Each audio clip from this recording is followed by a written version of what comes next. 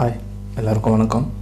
So இன்றைக்கி CBI விசாரணை விஜயனுக்கு summon அனுப்பிச்சிருந்தாங்க. So அதுக்கான விசாரணை இன்றைக்கி. ஏன்னா அந்த விசாரணை இந்த கரூர் சம்பவத்தில் இருந்த 41 பேருக்கான ஒரு சிபிஐ விசாரணை இது. ஏன்னா செப்டம்பர் 27 வேலூரத்தில் நடந்தது. ஒரு 1-2 இல்லை, 41 உயிர்கள் போயிருக்கு. விஜய் கூட்டத்துக்கு வந்து தான் இப்படி ஆயிடுச்சுன்னு சொல்லி அது ஒரு பெரிய இஷ்யூவாக இருந்துச்சு இன்றைக்கி. ஸோ அதுக்காக எல்லாக்கிட்டையும் விசாரிச்சுட்டு லாஸ்ட்டாக இப்போ விஜயண்ணா கிட்ட விசாரிச்சாதான் அதுக்கான முன் மோட்டிவ் என்னன்றதே தெரியும். மெயின் புள்ளி அவர் தான். ஏன்னா அவர் பார்க்க வந்து தான் எல்லாமே இறந்து போயிருக்காங்க. சரி, இது எதனால் ஆயிடுச்சுன்றது வந்து அவர்கிட்ட விசாரிச்சாதான் இந்த விசாரணைன்றது கம்ப்ளீட்டாகவே கிளியர் ஆகும். ஸோ அவர் விசாரிக்காமல் இது வந்து முடிக்க முடியாதுன்றது ஒன்று. இது வந்து ரியாலிட்டி இதுதான். அவர் வச்சு தான் இது முடிக்க முடியும். ஸோ அதனால் வந்து இன்றைக்கி வந்து விஜயண்ணா டெல்லிக்கு போயிருக்காரு. ஸோ காலையிலே கிளம்பிட்டாரு.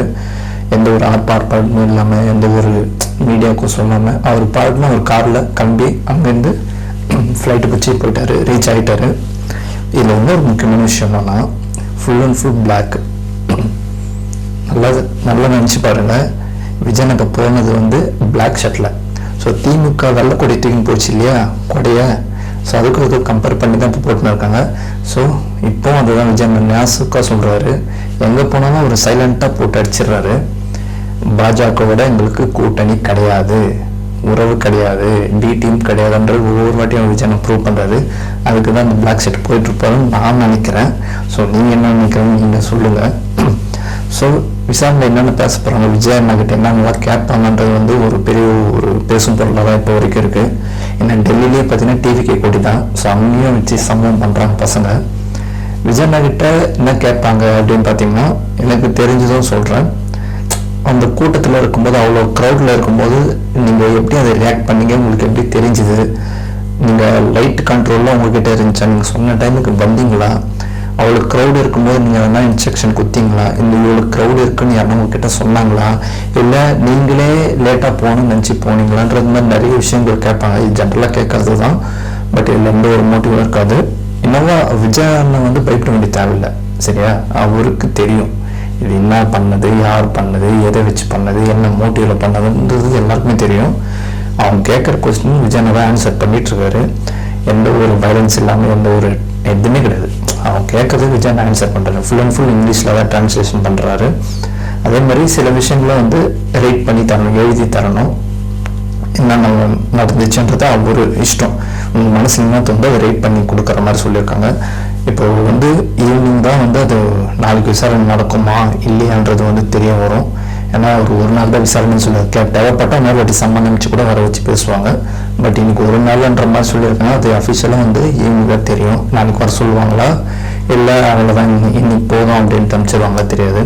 அவர் நினச்சி கூட வந்து, ஏன்னா வந்து அவருக்கு தெரியும் யார் எப்படின்றது அவங்களுக்கு தெரியும். சிபிஐக்கும் கொஞ்சம் தெரியும் இல்லையா, அவங்களும் சாப்பாடு அரேஞ்ச் பண்ணாமல் கேட்கும்போது கூட விஜய் இல்லை வேணாம், எனக்கு நான் எப்படி டயட்டில் இருப்பேன்றது எனக்கு தெரியும் இல்லையா. ஆனால் வந்து நான் வெளியே ஹோட்டலில் சொல்லியிருக்கேன், ஒரு வீட்டு சாப்பாடு எப்படி இருக்குமோ அது மாதிரி தான் அவர் சாப்பிடுவார். அதே மாதிரி ரெஸ்ட் எடுக்கிறதுக்கும் சரி, எல்லாத்துக்குமே சரி அவர் ஃபக்காக ஃப்ரீடம் கொடுத்துருக்காங்க.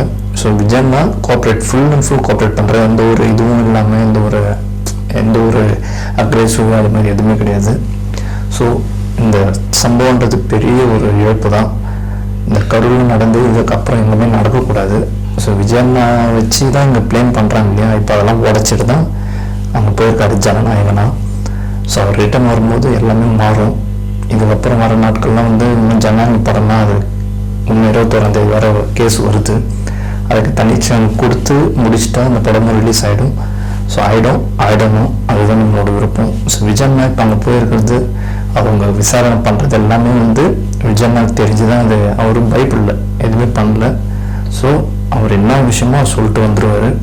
இதுக்கப்புறம் தான் இன்னும் சூடு பிடிக்க ஆரம்பிக்கும். இன்னும் செந்தில் பாலாஜி அவர்கள்லாம் சம்மன் போகும். இது வேறு மாதிரி நடக்க போகுது, அது மட்டும் தெரியுது. இதுக்கான தண்டனை யார் பண்ணாங்களோ அவங்க கண்டிப்பாக அதுக்கான தண்டனை கிடைக்கணும்.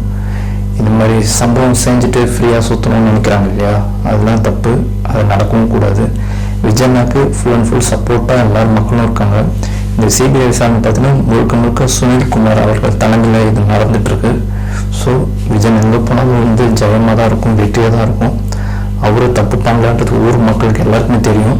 பட் இது ஜஸ்ட் விசாரணைன்றனால அவருக்கு என்ன தெரியுதோ அதை சொல்லுவாங்க. சில விஷயங்கள் கேட்பாங்க, அதை நம்ம சொல்லி தான் ஆகணும். அதெல்லாம் வந்து நம்ம சொன்னோம்னா இருக்க முடியாது. அவருக்கு என்ன தோணுதோ, என்ன நடந்துச்சோ, என்ன பார்த்தீங்க, உங்களுக்கு என்ன அங்கே இன்ஸ்ட்ரக்ஷன் வந்தது, இது என்ன நடந்துச்சாங்கன்றத தான் கேட்க போகிறாங்க. ஏன்னா மையப்புள்ளியே விஜய் அண்ணா தான். ஸோ அவரை வச்சு தான் அது பண்ணி ஆகணும். இன்னும் எல்லா விஷயமும் கேட்பாங்க. ஸோ அவர் முடிச்சுட்டு ரிட்டர்ன் வரும்போது அந்த ஆஃபீஸில் என்னென்ன விஷயங்கள்ன்றது வெளியே வரும். எவ்வளோ விஷயம் பார்த்தாரு. ஸோ அவர் இதெல்லாம் பண்ணணும்னு அவசியமே கிடையாது. பட் மக்களுக்காக வந்திருக்காரு, மக்களுக்காக நிற்கிறாரு. நம்மளும் அது மாதிரி தான் நிற்கிறோம்.